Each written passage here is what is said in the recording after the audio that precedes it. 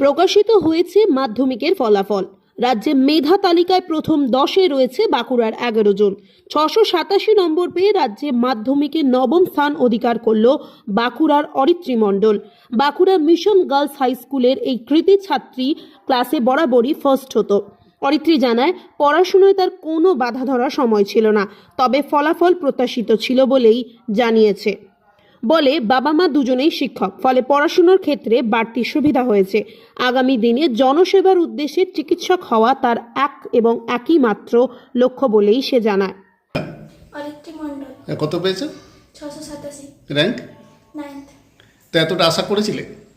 হ্যাঁ, ভালো হবে জানতাম, মানে 1 থেকে 10-এ থাকবো ভেবেছিলাম। তো ক্লাসে তো তুমি বরাবর ফার্স্ট হতে, তো এখানে একটু এই জন্য কি একটু মন খারাপ? না, মন খারাপ নয়, ভালোই লেগেছে। তো কীভাবে প্রস্তুতি নিয়েছিলে? আমি নিজেই পড়তাম, আর মানে পড়ার কোনো নির্দিষ্ট টাইম ছিল না, যখনই পড়তে ইচ্ছা করতে পড়তে বসে দিতাম। আর মানে আমার স্কুলের টিচাররাও আমাকে যথেষ্ট অনুপ্রাণিত করেছেন, যেহেতু আমাদের ওই স্কুল থেকে প্রত্যেক বছরই মানে বিগত বছরে দিদিরা ভালো রেজাল্ট করে এসেছেন।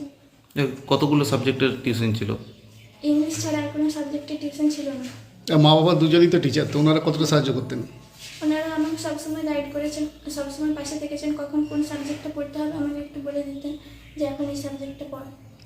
আর টেস্ট কি খুঁটিয়ে পড়া? হ্যাঁ, টেক্সট বই খুঁটিয়ে পড়তাম, আর যা পড়তাম বুঝে পড়তাম। তার পাশাপাশি কি ভালো লাগে? পাশাপাশি আমি গল্পের বই পড়ি।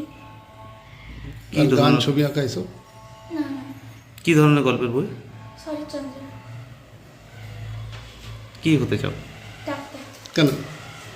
কারণ আমি বায়োলজিটা পড়তেও ভালোবাসি, আর আমি জনগণের সেবা করতে চাই।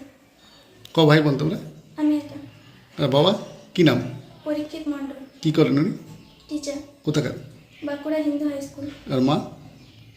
মাও টিচার, ছাত্না বাসুদেব বিদ্যা মন্দির। মায়ের নাম? কবিতা মণ্ডল। মা কোন সাবজেক্টে? ফিজিক্স।